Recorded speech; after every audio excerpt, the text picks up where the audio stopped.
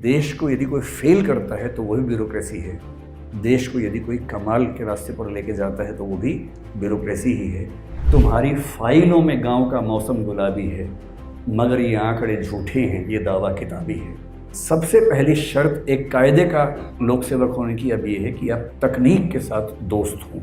और मैं दावे से ये बात कहता हूँ कि दुनिया में पहली बार यदि किसी ने कल्याणकारी राज्य की धारणा विस्तार में लिखी है तो तुलसीदास है। नेहरू जी ने कहा था कि जो मैं चाहता था वो नहीं कर पाया, और इसकी सबसे बड़ी जिम्मेदारी इस चीज़ पर है कि मैं नौकरशाही का स्वभाव नहीं बदल पाया। बहुत बहुत ज़्यादा लिया, दिया बहुत बहुत कम, मर गया देश, अरे जीवित रह गए तुम।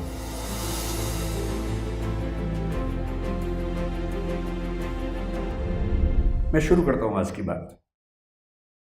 बहुत दिनों से अक्षय और उनकी टीम मुझे संपर्क कर रहे थे और उन्होंने कई बार रिक्वेस्ट की, तो मैंने अपनी जो टीम देखती है इन चीज़ों को उससे कहा।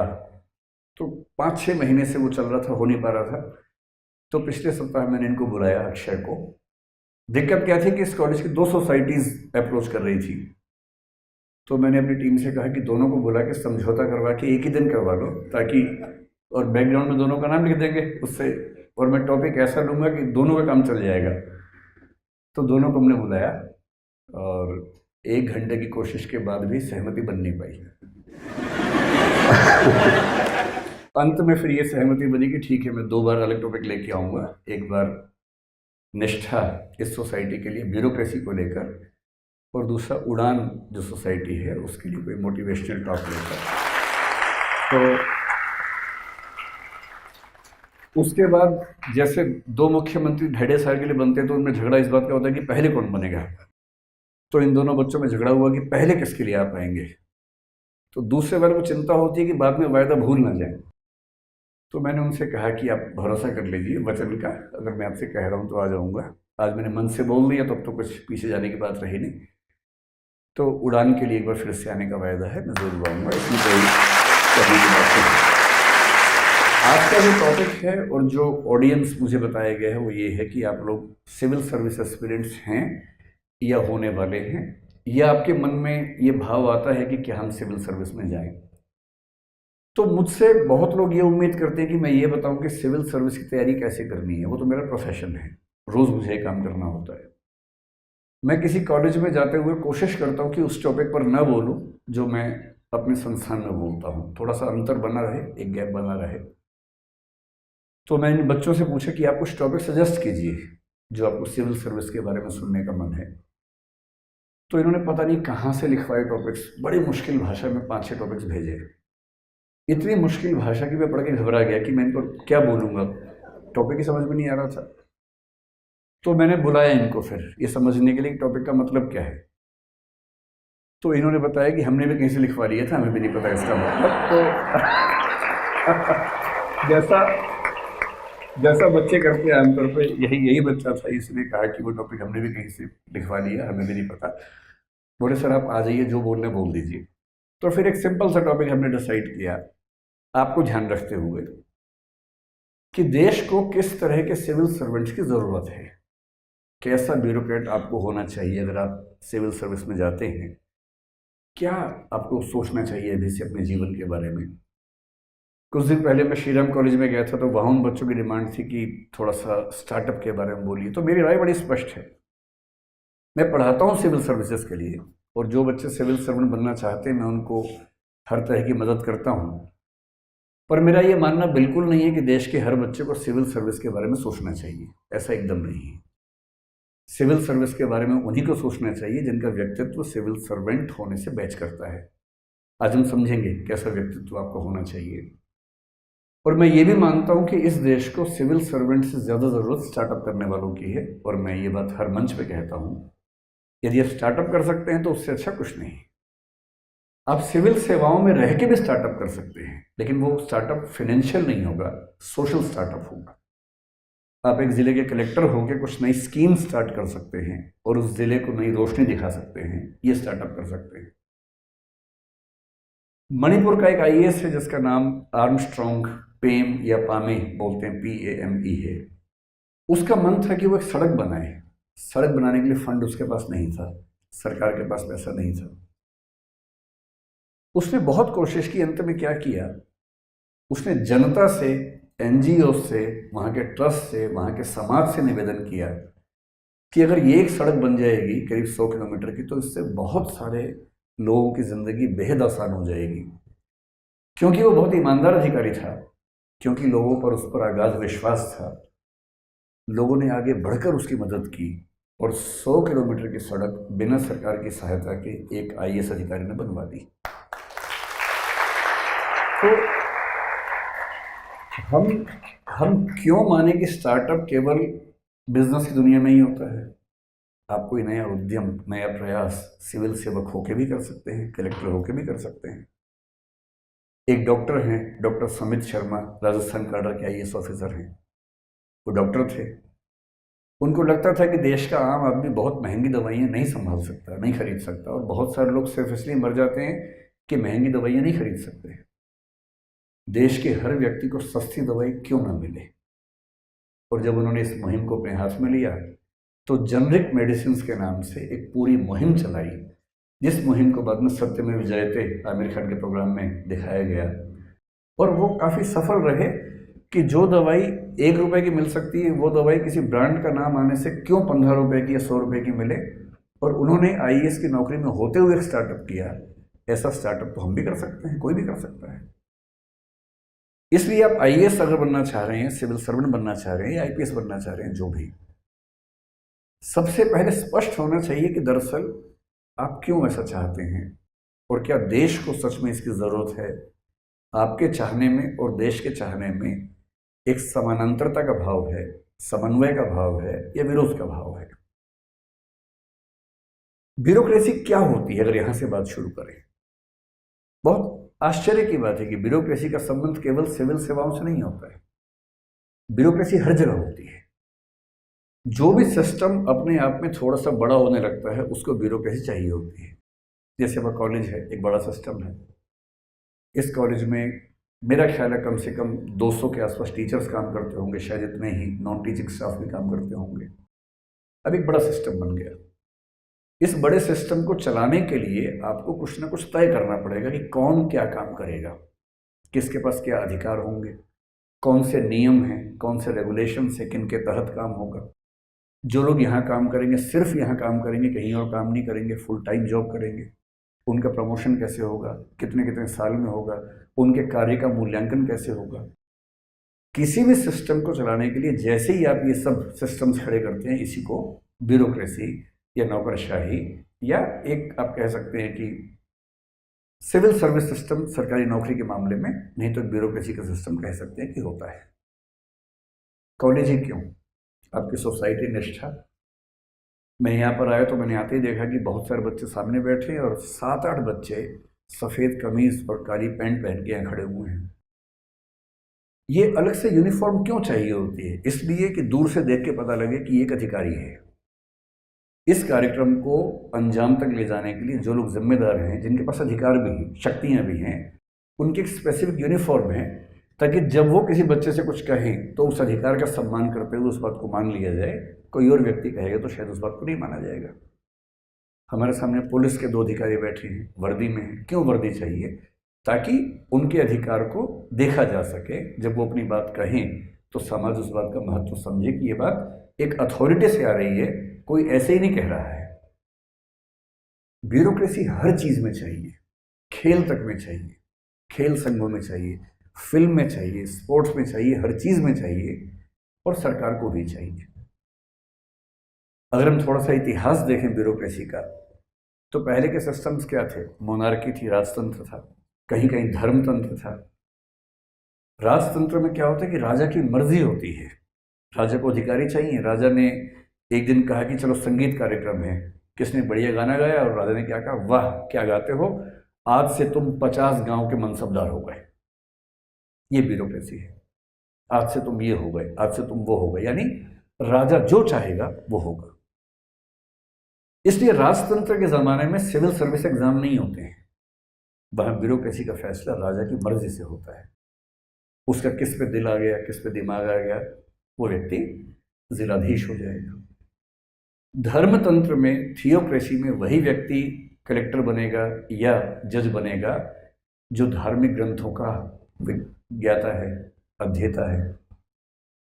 लेकिन जब हम एक आधुनिक राज्य में आते हैं, जैसे भारत एक आधुनिक राज्य है, जैसे 1947 में हम आज़ाद हुए, 1950 में हमारा संविधान लागू हुआ, हमने घोषित रूप से कहा कि हम एक लोकतांत्रिक देश हैं, और लोकतंत्र में भी हम रिपब्लिक हैं, जो इंग्लैंड आज तक नहीं हो पाया है, क्योंकि हमारा राष्ट्र का प्रमुख भी इलेक्टेड होता है, न कि जन्म से बनता है। हम हैं रिपब्लिक, हमें गर्व है इस बात का। हमने ये भी कहा कि हम मूल अधिकार लिख के देंगे, जो अमेरिका जैसे कुछ देशों को छोड़कर आज तक कोई लिख के नहीं दे पाया है, पर हमने एक एक व्यक्ति को मूल अधिकार लिख के दिए। हमने ये भी कहा कि हमारा देश सभी धर्मों का सम्मान करेगा, सेकुलर होगा, धर्मनिरपेक्ष होगा, सर्वधर्म समभाव के सिद्धांत पर चलेगा। हमने डीपीएसबी में ये भी लिखा कि हमारा देश समाजवाद के रास्ते पर चलेगा, और हम वेलफेयर स्टेट के रास्ते पर बढ़ेंगे, कल्याणकारी राज्य के रास्ते पर बढ़ेंगे। ब्रिटिश शासन के दौरान ब्यूरोक्रेसी का सेटअप हमारे देश में बनने लगा था। एग्जाम भी होने लगा था। एग्जाम के लिए 21 साल से कम उम्र में इंग्लैंड जाकर परीक्षा देकर पास होना होता था, जो भारत के आम आदमी के लिए असंभव था। लेकिन तब भी कुछ लोग गए, आईएएस बने, लौट के आए, आईसीएस उस समय बोलते थे। पर ब्रिटिश नौकरशाही का पर्पस क्या था? उनका पर्पस ये था कि हमें ऐसे लोग चाहिए जो भारत के संसाधनों को लूटने खसोटने में हमारी मदद करें। यहाँ के संसाधन लूटें, इंग्लैंड लेके जाएं, और उसके लिए जो सबसे योग्य लोग हैं वो यहाँ के कलेक्टर बनेंगे, आईसीएस बनेंगे। वो लाट साहब थे, वो सिविल सेवक नहीं थे, वो समाज सेवक नहीं थे। और लाट साहब होने का मतलब है कि मैं समाज से ऊपर हूँ, मैं एक अफसर हूँ, और तुम क्या मेरे सामने, तुम तो बहुत छोटे हो। उनका उद्देश्य एक्सप्लॉइट करना था, समाज को परेशान करना था, समाज से संसाधन छीनना था। और इसलिए जब आप देखेंगे कि प्राचीन राजतंत्रों में या ब्रिटिश शासन के दौरान जब ब्यूरोक्रेसी के दृष्टांत मिलते हैं, उदाहरण मिलते हैं, तो उससे हमें घबराहट होती है। मैं हिंदी साहित्य का विद्यार्थी हूँ, आपके प्रिंसिपल मैडम भी हिंदी साहित्य की अध्यापक हैं। हिंदी साहित्य जब हम पढ़ते हैं तो उसमें हमें कवियों की कविताओं में ऐसे दृष्टांत मिलते हैं जिससे पता लगता है कि ब्यूरोक्रेसी कैसे काम करती थी उस दौर में। सूरदास जैसा कवि, जिसकी ख्याति केवल और केवल वात्सल्य के कवि के रूप में है। दुनिया कहती है कि सूरदास का मतलब है वात्सल्य का कवि, प्रेम का कवि, भक्ति का कवि। पर वो कवि अपने समय की ब्यूरोक्रेसी पर कितने कमेंट्स कर रहा था, इस पर नजर बहुत कम लोगों की जाती है। सूरदास एक गरीब आदमी थे, माना जाता है कि वो अंधे भी थे, ब्लाइंड भी थे, देख नहीं सकते थे, दृष्टिहीन थे। दिल्ली से थोड़ा बढ़ेंगे अगर आप, फरीदाबाद के आगे बल्लभगढ़ के पास एक जगह है सीही नाम की, वहां रहते थे। एक जिक्र मिलता है, और ये बात है 16वीं सेंचुरी की, संभवतः अकबर के शासन के समय की बात है, या अकबर के एकदम बाद की बात हो सकती है, उसी दौर की बात लगभग है। टैक्स होता था दस्तक। दस्तक एक टैक्स का नाम भी था, और टैक्स की वसूली के सिस्टम का नाम भी दस्तक था। सूरदास से टैक्स मांगा गया। उस गरीब आदमी के पास शायद उस साल फसल वसल नहीं हुई होगी, जो भी स्थिति होगी, वो टैक्स देने की हालत में नहीं थे। उसके बाद सरकार के कुछ लोग आए, जिसको आजकल हम बोलते हैं गस्टेड ऑफिसर, राजपत्रित अधिकारी। वो कौन होता है? जिसके पास एक स्टैंप होती है। पहले वो स्टैंप कहाँ होती थी? उंगली में होती थी, मुद्रा के रूप में होती थी। तो राजमुद्रित जो अधिकारी था, यानी कि जिसके हाथ में राजमुद्रा है, स्टेट की सील जिसकी अंगूठी में है, वो। और सूरदास एक कविता में चुपचाप लिख के सारा इतिहास बता के चले गए। वो कह रहे हैं कि मोहरिल, मोहरिल का मतलब मोहर वाला आदमी, जिसके हाथ में मोहर है, मोहरिल 5 साथ कर दीने तिनकी बड़ी विपरीती। 5 मोहरिल आए हैं, बहुत विपरीत व्यवहार कर रहे हैं। जिम्मे उनके मांगे मोतें, उनके जिम्मे है, उनकी जिम्मेदारी है कि मुझसे मांगे। यह तो बड़ी अनीति। 5 25 साथ अगवानी, 25 लोग और साथ में आए हैं। सब मेरी काज बिगाड़े, सब ने मेरा काम बिगाड़ दिया, मेरे घर का सामान बाहर फेंक दिया। सूरदास की यह बीनती, दस्तक कीजिए माफ। सूरदास विनती कर रहे हैं राजा से कि दस्तक माफ कर दीजिए। ऐसी ब्यूरोक्रेसी होती है उस शासन में जहां पर शासन का उद्देश्य जनता का कल्याण नहीं होता, बल्कि जनता से लूटना होता है, खसोटना होता है। और तब हमें लगता है कि राज्य को कल्याणकारी होना चाहिए, वंचित वर्गों के पक्ष में होना चाहिए, और वैसा ही ब्यूरोक्रेसी को भी होना चाहिए। इसलिए जब हम आज़ाद हुए तो हमने संविधान लिखते हुए तय किया कि हम एक वेलफेयर स्टेट बनेंगे। वेलफेयर स्टेट का कंसेप्ट कहते हैं कि जेएस मिल के विचारों से आना शुरू हुआ। जब 1848 में यूरोप में कुछ क्रांतियां हुई तो जेएस मिल का हृदय परिवर्तन बहुत तेजी से हुआ उस समय, और जेएस मिल तुरंत नकारात्मक उदारवाद से फिसलकर सकारात्मक उदारवाद की ओर बढ़े, या जो ट्रेडिशनल लिबरलिज्म था वहां से हटकर वो मॉडर्न लिबरलिज्म की ओर आए और एक किताब लिखी प्रिंसिपल्स ऑफ पॉलिटिकल इकोनॉमी। उसका सेकंड एडिशन, जिसमें पहली बार वो पूंजीवाद के रास्ते से हटकर बात करने लगे कि आम आदमी के हित में राज्य को काम करना चाहिए। वेलफेयर स्टेट का बेसिक मतलब है कि राज्य का काम केवल पुलिस चलाना नहीं है, केवल कानून नहीं है, केवल टैक्स वसूलना नहीं है, केवल जुडिशरी नहीं है, बल्कि जनता को सुविधाएं देना और जनता के पिछड़े वंचित वर्गों को मुख्य धारा में लाने के लिए प्रयास करना भी राज्य का काम है। इसको बोलते हैं वेलफेयर स्टेट। और मुझे आश्चर्य होता है कि हमने आधुनिकता की सारी धारणाएं पश्चिम से ले तो ली, अपने इतिहास को ठीक से खंगाला नहीं। 16वीं सेंचुरी में एक कवि हुए तुलसीदास, और मैं दावे से ये बात कहता हूं कि दुनिया में पहली बार यदि किसी ने कल्याणकारी राज्य की धारणा विस्तार में लिखी है तो तुलसीदास है। ठीक ये बात ठीक उस समय की जिस समय यूरोप में धर्म युद्ध चल रहे थे, जिसमें प्रोटेस्टेंट और कैथोलिक्स के बीच में इतने युद्ध हो रहे थे।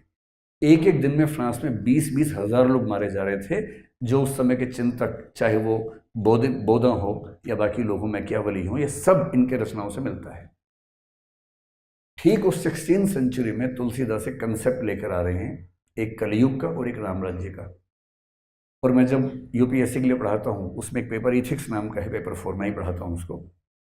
उसमें कंसेप्ट है गुड गवर्नेंस, और वहाँ हम इस बात को डिस्कस करते हैं कि अगर गुड गवर्नेंस का कंसेप्ट पीछे जाके देखने तो राम राज्य की तुलसी की धारणा में सारे फैक्टर्स, आप जिसको ह्यूमन डेवलपमेंट इंडेक्स आज कहते हैं, उस HDI के पापा तुलसीदास के यहाँ पहले से मौजूद हैं, एकदम एज इट इज मौजूद है। और क्या मौजूद है, वो क्या कह रहे हैं आप सुनिए, उनका वर्णन सुनिए एक उनके छंद में कि राज्य कैसा होना चाहिए। अल्प मृत्यु नहीं कवनियो पीरा, किसी व्यक्ति के कम उम्र में मौत नहीं होनी चाहिए। आप क्या बोलेंगे, लाइफ एक्सपेक्टेंसी ज़्यादा होनी चाहिए। भाषा ही तो बदली। अल्प मृत्यु नहीं कवनियो पीरा, सब सुंदर सब विरुज शरीरा, सब लोग सुंदर हों, कोई व्यक्ति बीमार ना हो, हेल्थ पैरामीटर्स हों। आपकी भाषा का हेल्थ इंफ्रास्ट्रक्चर हमारा कैसा है, हमने बीमारियों से कितनी लड़ाई लड़ ली है, वो बात तो वो भी कह रहे हैं, सब सुंदर सब विरुज शरीरा। नहीं दरिद्र को दुखी न दीना, एक भी व्यक्ति गरीब नहीं होना चाहिए, कोई दुखी ना हो, कोई दीन ना हो, परेशान ना हो। नहीं कोई अबुध ना हो, अनपढ़ ना हो, इलिटरेट ना हो, न लक्षण ही ना। ये लक्षण वो बता रहे हैं कि राम राज्य के लक्षण हैं। अगर राम राज्य का लक्षण उनकी भाषा में ये है तो आज की गुड गवर्नेंस भी तो वही मॉडल है। इस तरह का राज्य, इस तरह का समाज किसी भी देश को क्यों हासिल नहीं होना चाहिए। आज हम वर्ल्ड बैंक की रिपोर्ट के बेस पे गुड गवर्नेंस के 8 लक्षण मानते हैं, और वो 8 लक्षण हमें राम राज्य के तुलसी कंसेप्ट में दिखाई देते हैं। और वो क्यों ऐसा कर रहे हैं, वो 16वीं सेंचुरी में अपने समय के राजाओं को देख रहे हैं। उनको 111 साल का जीवन मिला, कई राजा उनके सामने आए और गए और चले गए।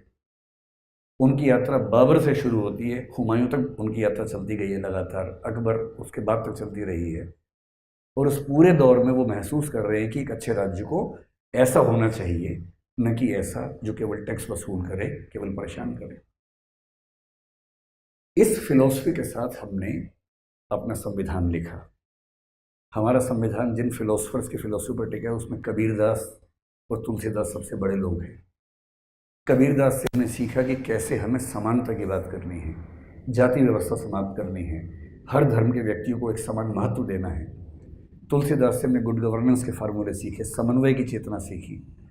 महात्मा गांधी और डॉक्टर अंबेडकर संविधान लिखने के समय, डॉक्टर अंबेडकर एक तरह से कबीरदास का पुनर्जन्म है, जो अधिकार के साथ सामाजिक समानता की बात कर रहे थे।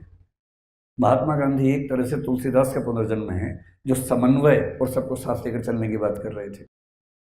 और एक अच्छे देश की रचना किसी एक दृष्टिकोण से ना होकर के सबके मिलने से होती है, सबकी अच्छी बातों को साथ में लेके चलने से होती है। और तब हमारे देश ने तय किया कि हमें एक ऐसा शासन चाहिए जो समाज के हर वर्ग को लेकर चले। हमने मूल अधिकारों में प्रत्येक व्यक्ति को समानता का अधिकार सबसे पहले दिया, फिर स्वतंत्रता का दिया, संवैधानिक उपचारों का दिया, सुप्रीम कोर्ट, हाई कोर्ट सबके लिए एक्सेसिबल बनाया कि कोई भी व्यक्ति अपनी बात कर सके, अस्पृश्यता को समाप्त करने की बात कही। और फिर नीति निर्देशक तत्वों में हमने बताया कि हमें समानता कैसे कैसे स्थापित करनी है सभी वर्गों के लिए। इस वायदे के साथ संविधान सभा ने संविधान पर हस्ताक्षर किया कि अब जो समाज बनेगा वो सभी का समाज होगा, किसी एक वर्ग विशेष, धर्म विशेष का समाज ना होकर के सबको साथ लेके चलने वाला समाज बनेगा। ये समाज केवल प्रधानमंत्री के चाहने से नहीं बनता है। नेहरू जी उस समय कितना भी चाहते, समाज कैसे बन जाएगा, एक व्यक्ति कैसे कुछ करेगा। जो पॉलिटिकल लीडरशिप तय करती है उसको एग्जीक्यूट करने वाला काम करती है ब्यूरोक्रेसी, नौकरशाही। और नेहरू जी ने कहा था कि जो मैं चाहता था वो नहीं कर पाया, और उसकी सबसे बड़ी जिम्मेदारी इस चीज पर है कि मैं नौकरशाही का स्वभाव नहीं बदल पाया। यही बात इंदिरा गांधी ने भी कही थी जब उन्होंने कमिटेड ब्यूरोक्रेसी की बात की। हालांकि इस पर डिबेट बहुत ज्यादा है कि वो कमिटेड किसके बारे में कह रही थी, कि संविधान के प्रति या प्रधानमंत्री के प्रति। जब राजीव गांधी ने कहा कि 100 रुपए दिल्ली से चलते हैं और केवल 15 रुपए गरीब के पास पहुंचते हैं, तो 85 रुपए कहाँ चले जाते हैं, वो इशारा भी ब्यूरोक्रेसी की तरफ ही था। और इसलिए देश को यदि कोई फेल करता है तो वही ब्यूरोक्रेसी है, देश को यदि कोई कमाल के रास्ते पर लेके जाता है तो वो भी ब्यूरोक्रेसी ही है। इसलिए अगर आप ब्यूरोक्रेसी में आना चाह रहे हैं तो थोड़ा ठीक से समझ लें कि आपको कैसा होना चाहिए देश को बेहतर बनाने के लिए। ये केवल मसला आपकी ज़िंदगी बेहतर बनने का नहीं। आप आईएएस बन जाएंगे, आईएएस बनना कोई इतनी मुश्किल बात भी नहीं है। आप कलेक्टर बनेंगे, बहुत ताकत होगी आपके पास, गाड़ियाँ मिलेंगी, सब लोग सलाम ठोकेंगे। अगर यही जीने का पर्पज़ है, यही ज़िंदगी का उद्देश्य है तो ठीक है, बन जाइए, लेकिन इससे देश को फायदा नहीं होगा, इससे देश को नुकसान ही होगा। हमें आज के लोकतंत्र में सामंत नहीं चाहिए आईएएस सीट पर बैठे हुए। हमें आज के लोकतंत्र में वो लोग चाहिए जो देश को आगे ले जाने का ख्वाब देखते हैं और उनको ये पता हो कि देश को आगे कैसे लेके जा सकते हैं। जब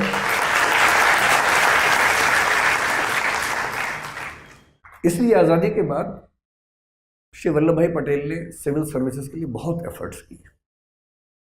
पहले हमारे पास 9-10 ऑल इंडिया सर्विसेज थी, बाद में संविधान में 2 रह गई। और सिविल सर्विसेज के मामले में जिस व्यक्ति की भूमिका सबसे बड़ी हमारे देश के इतिहास में रही, आधुनिक इतिहास में, वो वल्लभ भाई पटेल हैं।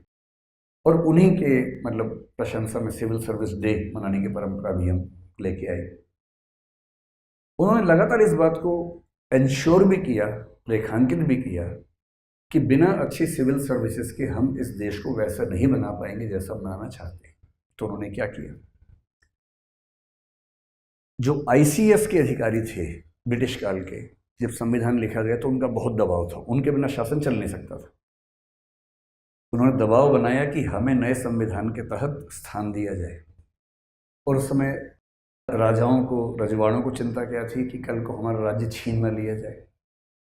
आईसीएस अधिकारियों को चिंता क्या थी कि कल को हमारे अधिकार कम ना हो जाएं। वो तो लाट साहब थे उस समय। संविधान बनाते हुए बहुत समझौते करने पड़े हमारे संविधान सभा को। एक समझौता ये करना पड़ा कि कुछ बड़े राज्यों को ग्रुप बी स्टेट बनाना पड़ा कि भाई आपका राज्य अलग किस्म का होगा, आपके प्रमुख को राज प्रमुख की पदवी मिलेगी, आपकी अपनी सेना होगी। बहुत सारे समझौते करने पड़े कि बस तुम भारत में आ तो जाओ, एक बार आ जाओ बस। वो आ गए, संविधान में लिख गया तो उनको भरोसा हो गया कि संविधान में लिखा हुआ तो कोई दिक्कत है नहीं। और नेहरू जी और पटेल एकदम क्लियर थे कि एक बार आ जाए फिर देखेंगे बाद में इनको, और लेके आ गए। उनके लिए विशेष संविधान का एक प्रावधान बनाया गया, आर्टिकल 242 मेरे ख्याल से बनाया गया था स्पेशल। और भाग ख के राज्य, पार्ट बी स्टेट्स बोलते थे, उनको बनाया गया। देश की सेना भी है, राज्य की सेना भी है। अब किसी राज्य में सेना नहीं, आपको पता होगा, लेकिन उस समय राज्यों में सेनाएं थी उस समय। और राज्यों के प्रमुखों का अधिकार था, उनका नाम क्या था, राज प्रमुख। सरकार के खजाने से बहुत बड़ा पैसा मिलता था उनको, प्रीवी पर्स कहते थे उनको उस समय। लेकिन सरकार क्लियर थी ऐसी आईसीएस वाले बोले कि हमें भाई ठीक से सिस्टम में लाओगे तो हम आएंगे, वरना हम भाग जाएंगे यहाँ से, हम काम नहीं करेंगे। और उनके बिना सिस्टम चले कैसे उस समय?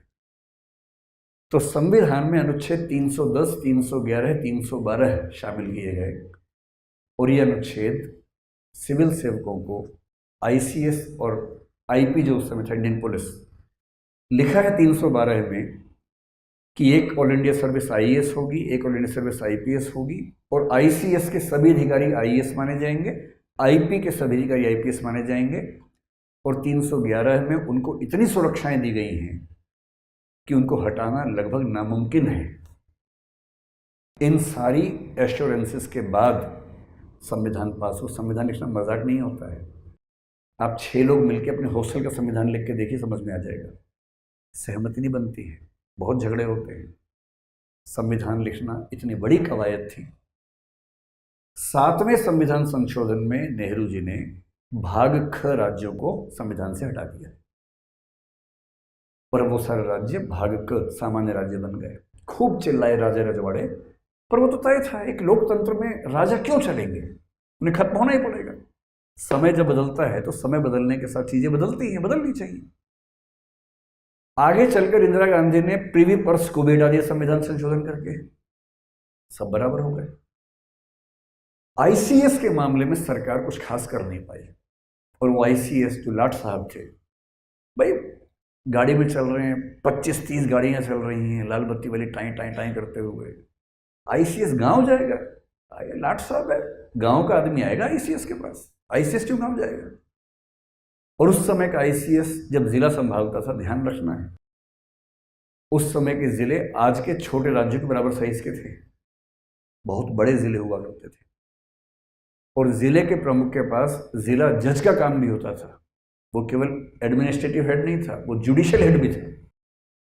सारी पावर्स एक व्यक्ति में, आईसीएस, और वो लाट साहब। उस लाट साहब से प्रधानमंत्री और मुख्यमंत्री कह रहे हैं कि आम आदमी की सहायता करो भाई। वो आम आदमी के मोहल्ले में जाने के मूड में नहीं है। वो कहते हैं कि मोहल्ले को यहाँ बुलाओ बात करने के लिए, वो जाने को तैयार नहीं है। तो कैसे एक ऐसा देश जो आम आदमी को साथ लेके चलना चाह रहा है, कैसे इस आईसीएस के माध्यम से आगे बढ़ेगा? और इसलिए उस दौर के बहुत सारे कवियों ने इन सिविल सर्वेंट्स के बारे में खूब खराब खराब लिखा है। एक कवि मुक्तिबोध नाम के हुए, शायद आपने नाम सुना होगा। मुक्तिबोध ने एक कविता लिखी अंधेरे में, जिसका मतलब है कि देश अंधेरे में डूबा हुआ है, और उसमें ऐसा लगता है कि सिविल सेवकों के बारे में लिख रहे हैं। एक शब्द होता है उदरंभरी, जिसका मतलब है पेट भर गया है, और वो क्या लिख रहे हैं? उदरंभरी बन अनात्म बन गए, पेट भर गया तो आत्माहीन हो गए। भूतों की शादी में कनात से तन गए, किसी व्यभिचारी के बन गए बिस्तर। बहुत बहुत ज्यादा लिया, दिया बहुत बहुत कम, मर गया देश, अरे जीवित रह गए तुम। ये नाराजगी है उस कवि की जो सिविल सेवकों के व्यवहार से बहुत परेशान है। ये स्पेसिफिकली सिविल सेवक के बारे में नहीं है, लेकिन इसको पढ़ के लगता है कि वो उस समय के सिविल सेवकों को भी कह रहे हैं। और एक दूसरा कवि तो इतना नाराज है, आदम गोंडवी साहब तो इतने नाराज हैं उस समय के शासकों से। वो तो मुख्यमंत्री से, प्रधानमंत्री से, ब्यूरोक्रेट से, कलेक्टर से, सबसे नाराज रहते थे और कह रहे कि तुमने समाज को देखा है कभी कि समाज कैसा होता है? कलेक्टर की हवेली में बैठ के तुम समाज देखना चाह रहे हो, एक बार मेरे साथ निकलो, देखो कि अनुसूचित जाति के लोग कहाँ रहते हैं, उनकी ज़िंदगी कैसी है, उनका मोहल्ला देख तो लो भाई। आइए महसूस करिए जिंदगी के ताप को, मैं चमारों की गली में ले चलूंगा आपको, चलो मेरे साथ, चलो तो सही। तुम लाट साहब बने बने महल में बैठे बैठे शासन चलाओगे, आम आदमी का घर भी नहीं देखोगे, मोहल्ला भी नहीं देखोगे, और कहोगे कि सारे जहां से अच्छा हिंदुस्तान हमारा। अरे भाई कुछ काम तो करो, आम आदमी से मिल तो लो, देख तो लो। और उस समय के कलेक्टर क्या करते थे, आईएएस अधिकारी बहुत सारे, फाइलों में अच्छी अच्छी बातें, यहाँ गए बांध बन गया है जो बना ही नहीं, खेतों में हरियाली है जो है ही नहीं, सब फाइलों में चल रहा है। और इसी पर व्यंग्य करते हुए अदम ने फिर लिखा, तुम्हारी फाइलों में गांव का मौसम गुलाबी है, मगर ये आंकड़े झूठे हैं, ये दावा किताबी है, ये सच नहीं है। और अगर तुम फाइलों वाले सिविल सर्वेंट हो ना, तुम्हारी फाइलों में कुछ भी लिखा हो, उन फाइलों से देश नहीं सुधरता है, समाज नहीं सुधरता है। इसलिए हमें वो सिविल सेवक चाहिए जो आम आदमी के पास जा सकते हो, जिनमें कंपैशन हो, करुणा हो, संवेदना हो, समाज के वंचित वर्गों को मुख्य धारा में लाने के लिए कमिटमेंट का भाव हो, डेडिकेशन का भाव हो। अगर आप वैसे सिविल सर्वेंट हो सकते हैं तो सिविल सर्वेंट होने का मज़ा है, वरना तो सत्ता के भूखे लोग हज़ारों लाखों दुनिया में हैं ही, एक आप या एक मैं भी हो जाएंगे तो उससे क्या फ़र्क पड़ेगा।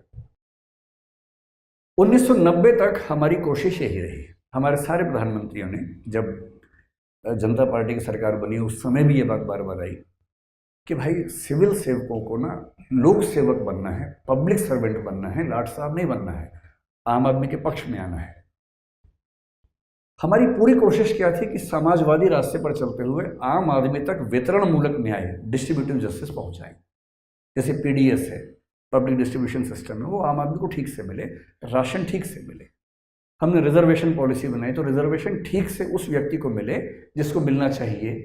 ऐसा ना हो कि रिजर्वेशन के नाम पर लूट मच जाए और कुछ लोग उसका गलत फायदा उठाएं और जिसको सच में देना था वो वहां तक पहुंच ही ना पाए, जो कि हमारे देश में कई पैमाने पर दिखता भी है कि जिस व्यक्ति के लिए रिजर्वेशन दरअसल हमने दिया उस तक पहुंचा कि नहीं, इस पर बात नहीं होती है। और हुआ क्या है, कुछ वंचित समूहों के अंदर अगड़े समूह बन गए हैं, सारा फायदा वो उठा लेते हैं, और जो सचमुच वंचित व्यक्ति है उसे आरक्षण मिला नहीं। समाज ने एक कोशिश की भी और उसका फायदा हुआ भी नहीं। और 1990 के बाद दुनिया चेंज हो गई। आप सब लोग मेरे ख्याल से 21वीं सदी के लोग हैं, 2000 के बाद पैदा हुए होंगे। 1990 में आकर एक बड़ा परिवर्तन आया जहां से सिविल सर्विसेज की भूमिका में भी बदलाव दिखना शुरू हुआ।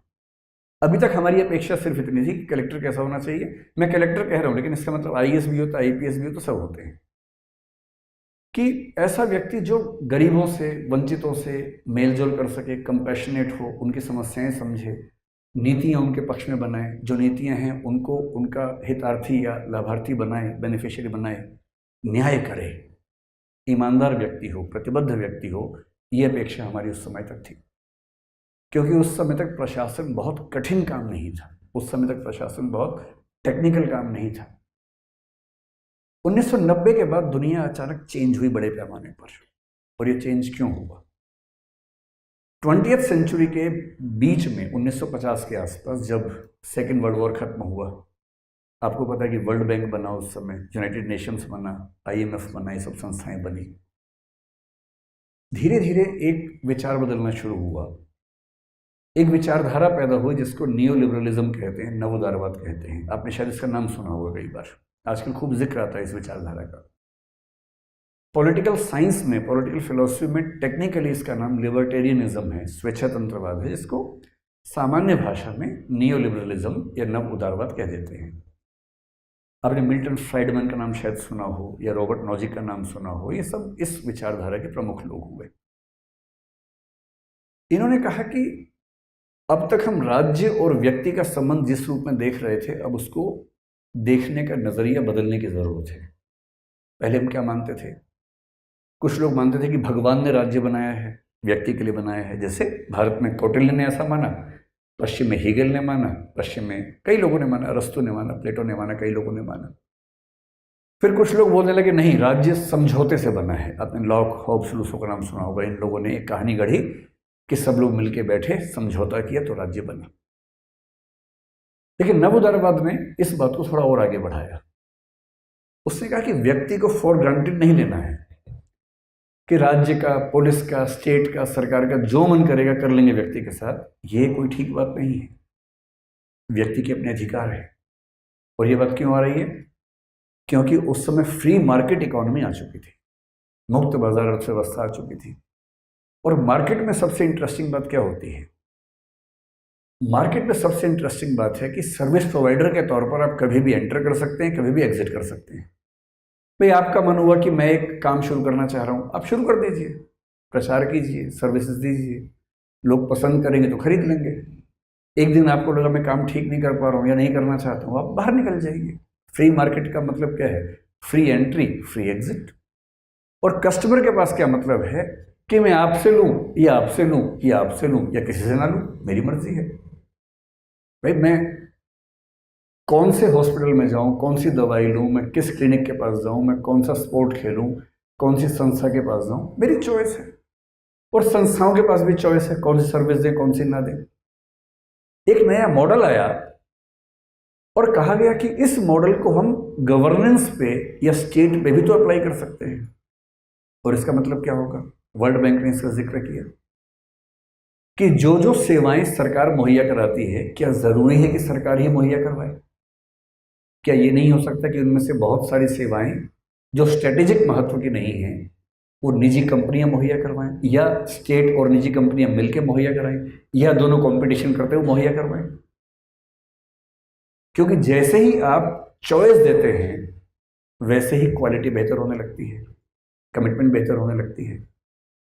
ये ठीक वैसे कि आज से 25 साल पहले जब आप लोग नहीं थे, अगर आपको अपने घर में फ़ोन लगवाना होता था आपके पेरेंट्स को, तो फ़ोन लगवाने के लिए कम से कम 100 चक्कर काटने पड़ते थे। उसके बाद एक थका हुआ सा फ़ोन घर पे आता था जो बार बार ख़राब होता था। उसको ठीक करवाना, नया फ़ोन लगवाने जितना मुश्किल होता था, क्योंकि चॉइस नहीं थी। एक ही सर्विस प्रोवाइडर था, उस पर कंट्रोल किसी का था नहीं। फिर एक दिन सरकार ने कहा कि भाई हम प्राइवेट कंपनियों को भी लेके आ रहे हैं, और प्राइवेट कंपनी ने फ़ोन के सेटअप, चाहे वो लैंडलाइन हो चाहे मोबाइल फ़ोन हो, वो सब लाने शुरू कर दिए। और आज हालत क्या है, आप में से 99% के पास प्राइवेट कंपनियों के फ़ोन हैं और आप उनकी सुविधाओं से आमतौर पर खुश हैं। नहीं खुश हैं तो आपको बदलने की सुविधा है। आप अपना नंबर बनाए रखते हुए प्रोवाइडर को चेंज कर सकते हैं, और जैसे ही आप उनको मैसेज करते हैं कि मैं नंबर प्रोवाइडर चेंज करना चाह रहा हूँ नंबर सेम रखते हुए, वो 50 बार आपको फ़ोन करके माफ़ी मांगते हैं आपसे। आप एक बार हल्का सा भाव दिखाइए उनको, सिर्फ वो घुटनों के बल पे आ जाएंगे आपसे माफ़ी मांगने के लिए, और आपको इतना रिझाएंगे कि किसी तरह से हमारे पास बना रहे। क्योंकि इस मार्केट इकोनॉमी में consumer is the king, not the producer, not the distributor. एक ज़माने में हवाई जहाज़ का मतलब केवल एक था, इंडियन एयरलाइंस और एयर इंडिया। फ्लाइट बुक करनी है, फ्लाइट्स कम हैं, आप फ्लाइट में जाएंगे तो बिहेवियर ऐसा हो सकता है कि आप किसी से कहेंगे पानी पिला दो, और वो घूरते हुए आंखों से देख के बोले क्यों पानी पिएगा भाई, घर से नहीं पी के आ सकते थे। क्योंकि चॉइस नहीं है, आपको जाना है, गालियाँ खानी है और यात्रा करनी है। अब चॉइस है, 10 तरह की एयरलाइंस हैं, रेट का कंपटीशन चल रहा है, आपने अपनी सुविधा से रेट चुना, और फिर वहाँ जाने के बाद आपने कहा थोड़ा ज़्यादा स्पेस वाली सीट चाहिए, 500 रुपये दिया, आगे जाके बैठ गए, सब सुविधाएं हैं। और जहाँ किसी ने गलत किया, ट्वीट किया कि मैं इस एयरप्लेन से आया, इसमें सब गलत बर्ताव किया गया, उसके मालिक घुटनों के बल पे आके आपसे माफ़ी मांगे ट्विटर पे ही। कितनी धौंस है हम लोगों की आजकल, ये किसी ज़माने में नहीं थी। आज से 25-30 साल पहले जब राज्य का एकाधिकार था सेवाओं पर, ऐसी धौंस किसी की नहीं थी, बड़ी हालत खराब होती थी। और जब प्राइवेट सेक्टर ने वेस्ट में ये सब करना शुरू किया तो एक मॉडल आया कि जब प्राइवेट सेक्टर अच्छी सर्विसेज दे सकता है तो सरकार क्यों नहीं दे सकती भाई? सरकार अगर चाहे तो अपने जो बेनिफिशियरीज हैं, क्लाइंट्स हैं, सिटीजन्स, नवोदारवाद कहता है कि राज्य एक सर्विस प्रोवाइडर है। वो क्या सर्विस देता है? लॉ एंड ऑर्डर, वेलफेयर, ये सर्विसेज हैं। और जनता या नागरिक जो है वो एक लाभार्थी है, उपभोक्ता है, क्लाइंट है। जैसा बर्ताव एक सर्विस प्रोवाइडर अपने क्लाइंट से करता है ना, वैसा बर्ताव राज्य को नागरिक के साथ करना चाहिए। और वो कब होगा? जब सर्विसेज ट्रांसपेरेंसी के साथ हों, समय सीमा के अंदर हों। यदि सर्विस गलत हो तो उसके खिलाफ शिकायत की जा सके, सर्विस प्रोवाइडर को चेंज भी किया जा सके। और 1992 के आसपास ब्रिटिश प्रधानमंत्री जॉन मेजर एक कंसेप्ट लेकर आए जिसका नाम था सिटीजन चार्टर। दुनिया भर में ऐसा फैला कि सबने उसको अपना लिया, भारत ने भी अपनाया। सिटीजन चार्टर का मतलब है किसी भी ऑफिस में आप जाएंगे तो वहाँ लिखा होगा बड़ा बड़ा कि इस ऑफिस में क्या क्या सर्विसेज मिलती हैं, कितने टाइम में मिलती हैं, न मिले तो आप क्या कर सकते हैं। जब वो भी सफल नहीं हुआ तो हम क्वालिटी ऑफ सर्विस डिलीवरी का मैकेनिज्म लेकर आए, और हमारे ब्यूरो ऑफ इंडियन स्टैंडर्ड्स ने एक कंसेप्ट बनाया सेवोत्तम, कि जो सरकारी ऑफिस इन 3 पैरामीटर्स पे सही उतरेंगे उनको हम एक मानक देंगे सेवोत्तम नाम का, कि यहाँ सेवाएं ठीक तरीके से दी जाती हैं। सूचना का अधिकार आया क्योंकि सरकारी अधिकारी आमतौर पर सूचनाएं देने में यकीन नहीं रखते हैं। ऑफिशियल सीक्रेट्स एक्ट का बहाना लगाते हैं। तो सूचना के अधिकार अधिनियम में साफ साफ लिखा गया कि अगर कहीं कॉन्ट्राडिक्शन हुआ सूचना के अधिकार और ऑफिशियल सीक्रेट्स एक्ट के बीच में, तो सूचना का अधिकार डोमिनेट करेगा, ना कि ऑफिशियल सीक्रेट्स एक्ट डोमिनेट करेगा। एक बार नहीं, 2 बार लिखा गया उस एक्ट के अंदर। ये सारी कोशिशें पिछले 20-25 साल में किस चीज़ की हैं? क्योंकि उदारीकरण होने से क्या हुआ, ग्लोबलाइजेशन होने से क्या हुआ, भारत के बहुत लोग विदेश जाने लगे। जब विदेश गए तो देखा कि वहाँ की सरकारें कैसे काम करती हैं, बहुत एफिशिएंट हैं। हमारी सरकार वैसी क्यों नहीं हो सकती है? तो उन लोगों ने खूब लिखना शुरू किया। प्राइवेट सेक्टर से सरकार का कंपटीशन शुरू हुआ। टेली कम्युनिकेशन में प्राइवेट और सरकार साथ साथ जब आमने सामने आ गए, पेट्रोल पंप में सरकार प्राइवेट आमने सामने जब आने लगे, तो लोग कहने लगे, मुहावरा बन गया कि ये काम नहीं करेगा, सरकारी है। इन मुहावरों से सरकार को लड़ना था। कौन लड़ेगा? ब्यूरोक्रेसी लड़ेगी, और कौन लड़ेगा? और इसलिए पिछले 20-25 साल में दुनिया भर के देशों में, इंक्लूडिंग हमारे देश में, ये कोशिश हुई कि ब्यूरोक्रेसी इतनी एफिशिएंट हो कि जो काम जिस व्यक्ति को मिलना चाहिए तुरंत मिले। वो एक क्लाइंट है, उस तरह से उसका सम्मान होना चाहिए। सरकारी ऑफिस में आके गालियां ना खाए। बिजली का बिल जमा करने गया है, पैसा लेके गया है, वहाँ गालियां भी खा रहा है, पैसे भी ले रहे उससे। ये सब ना हो। पासपोर्ट बनवाने के लिए 6 घंटे लंबी लाइन में लगने के बाद किसी दलाल को 2000 रुपये दे के पासपोर्ट बनेगा, ये हालत ना हो। और तब हमारे समाज ने, हमारे राज्य ने बहुत कमाल के परिवर्तन किए। मुझे ध्यान है कि आज से 20 साल पहले मैंने जब पहली बार पासपोर्ट बनवाया, दर्दनाक अनुभव था। पासपोर्ट बनवाने के दौरान मुझे लगा कि विदेश जाने का विचार ही छोड़ देता हूँ। इतना खतरनाक एक्सपीरियंस था। लेकिन जब 10 साल पहले मैं उसको रिन्यू करवाने गया, इस बीच में काफ़ी चेंज हो चुका था। पता लगा कि पीएस के नाम की जगह वहाँ जाना है, पासपोर्ट सेवा केंद्र जाना है। तो मैं वहाँ गया, ऑनलाइन बुकिंग हुई। मुझे बड़ी खुशी हुई कि ऑनलाइन बुकिंग भी होती है इसकी। टाइम स्लॉट मिल गया, क्या डॉक्यूमेंट्स लेके जाना है, सब कुछ हो गया, फॉर्म सबमिट हो चुका है। तो मैं वहाँ गया, आईटीओ के पास पीएसके में गया, तो एक आदमी बाहर बैठा था। मैंने कहा, भाई पीएसके में जाना? बोले हाँ, यहाँ से अंदर जाइए।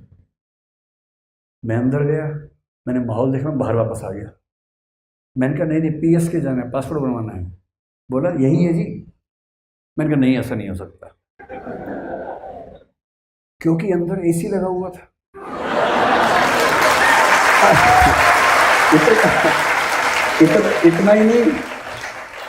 इतना ही नहीं, वहाँ कुछ लोग अच्छे तरीके से बात कर रहे थे। मैंने कहा, ना, ये नहीं हो सकता भाई। फिर जब उस व्यक्ति ने 3-4 बार कहा, बोला सर कईयों को डाउट होता है, लेकिन सच में यही बनता है, आप जाइए अंदर। मैं गया, मैंने बड़ी हिम्मत से एक, वो जो केबिन्स होते हैं वहाँ, छोटे छोटे क्यूबिकल्स बोलते हैं उनको ना, एक क्यूबिकल में एक कोई व्यक्ति बैठा था। मैंने उससे पूछा, मैंने कहा पासपोर्ट यहीं बनता है? बोले हाँ सर, यहीं बनता है, बैठिए। अब तीसरा डाउट, उसने कहा बैठिए। ये मैंने कभी नहीं सोचा था कि सरकारी ऑफिस में कोई कहेगा बैठिए। फिर बैठा, मैंने कहा कहाँ जाना होगा? बोले सर कहीं भी हो जाएगा, यहीं कर लेते हैं। आप समझ रहे, झटके पे झटके लगते जा रहे हैं। फिर उसने कुछ किया, बायोमेट्रिक कुछ मार्क्स लिए, सब कुछ किया। आधे घंटे बोला सर हो गया, बस एक बार ऊपर जाना है, वहाँ बस आपको एक बार वो अधिकारी हैं अटेस्ट करेंगे, फिर आपका काम हो गया पूरा। मैं इतना खुश हो चुका था, मुझे साक्षात स्वर्ग की अनुभूति हो रही थी कि मैं जन्नत में आ गया हूँ। फिर मैं ऊपर गया, वहाँ एक लंबी लाइन थी। तब तक मैंने 2-4 लोगों से पूछा, वो भी डाउट में थे। मैंने पूछा ये क्या हो रहा है? तो उन्होंने बताया कुछ नहीं सर, ये प्राइवेट कंपनी को आउटसोर्स कर दिया है। तो मैंने कहा अच्छा, ये मामला है। तो अब ये सरकार नहीं कर रही, प्राइवेट कंपनी कर रही है, और टीसीएस के पास शायद वो काम था। तो मैंने कहा अब क्या करना? बोले अब जो फॉरेन मिनिस्ट्री के अधिकारी हैं वो आपसे बात करेंगे, बस चेक करेंगे कि डिटेल सही है कि नहीं है, फिर ठप्पा लगा देंगे तो हो गया। मैंने ठीक है। वहाँ नंबर 1 घंटे बाद आया, तो मुझे कुछ होम फीलिंग होने लगी कि मैं अपने घर में ही हूँ। अंदर गया तो मैं हरियाणा से हूँ, साक्षात एक हरियाणवी देवदूत बैठा हुआ था अंदर। हरियाणा में सबसे अच्छी बात है कि वहाँ सम्मान सूचक शब्द है ही नहीं हमारी भाषा में। ना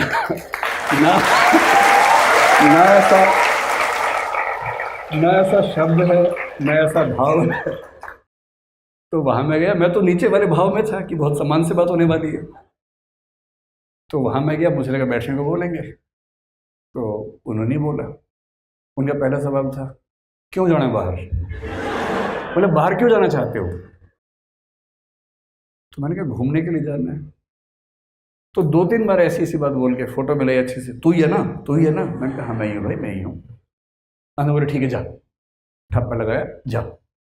तो मुझे भरोसा हुआ कि नहीं मैं अपने देश में ही हूँ और वो संक्रमण चल रहा है। एक दिन में थोड़ा चेंज होता है, चेंज धीरे धीरे होता है, एक दिन में कहाँ चेंज होता है, समय लगता है चेंज होने में।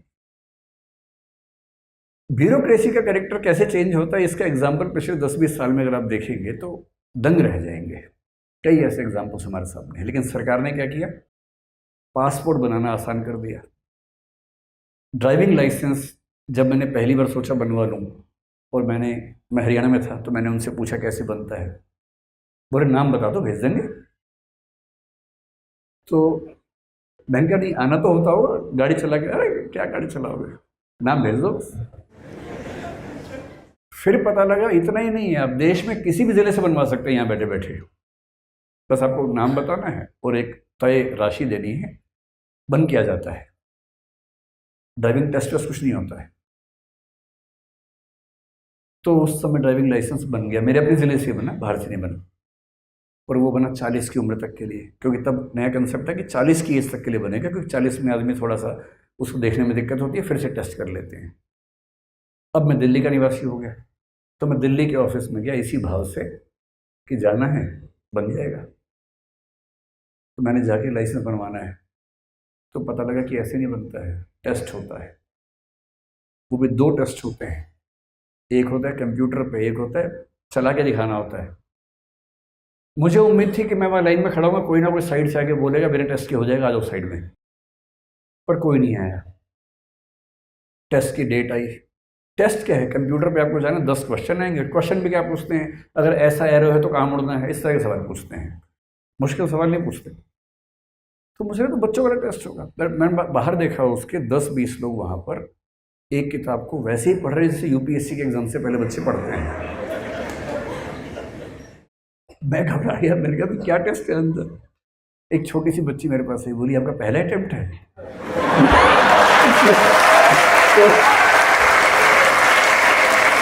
तो मैंने पूछा इसमें भी अटेम्प्ट होते हैं क्या? बोली हाँ मेरी मम्मी का 7वां है आज।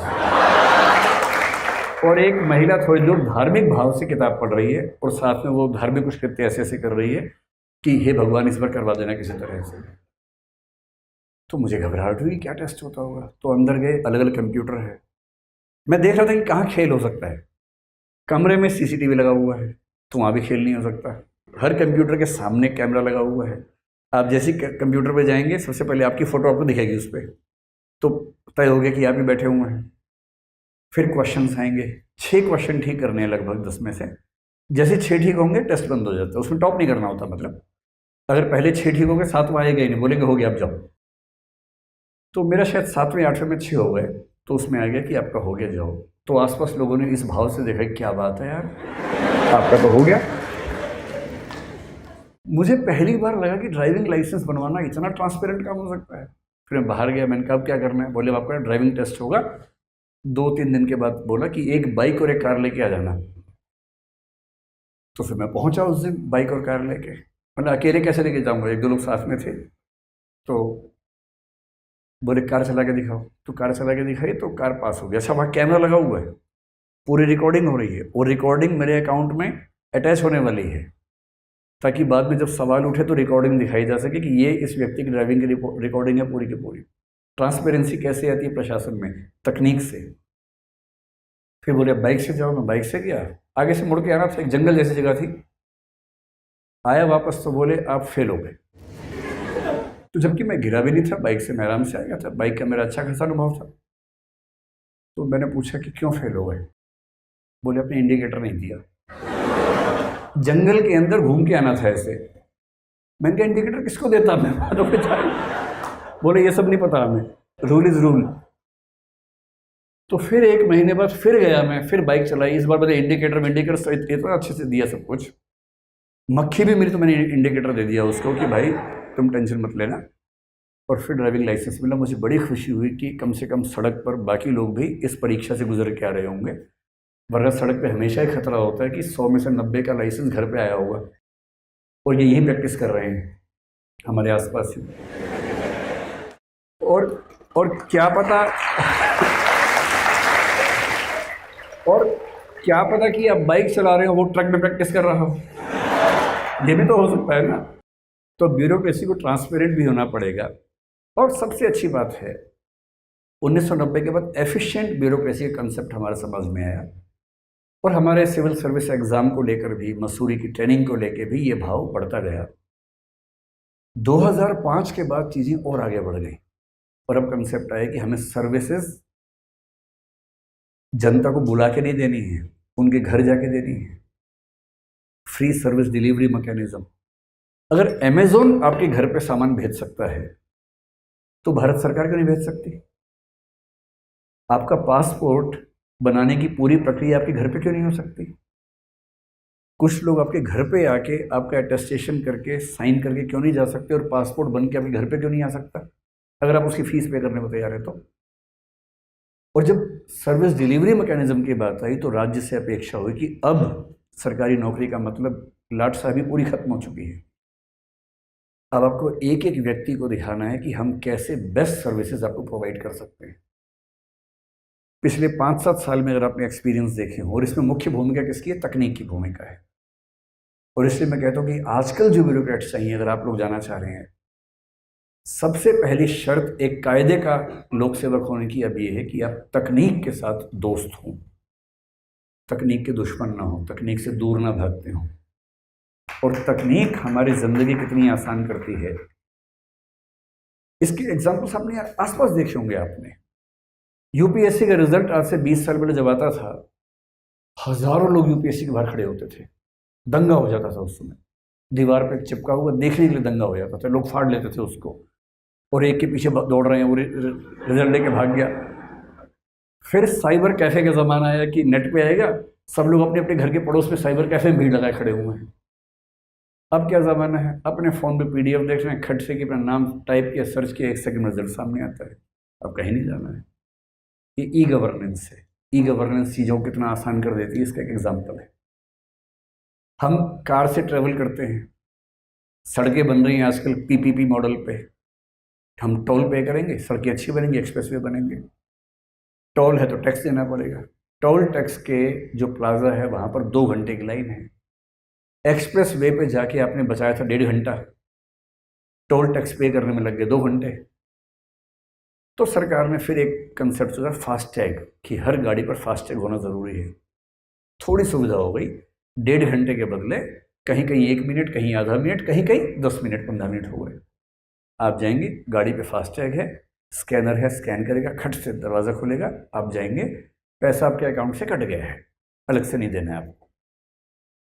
अब जो आने वाला है, नितिन गडकरी ने कुछ दिन पहले घोषणा की कि मुश्किल से 6 महीने बाद, ये मुंबई वाले एक्सप्रेसवे पे शायद पहली बार आने वाला है, टोल प्लाजा भी नहीं होंगे।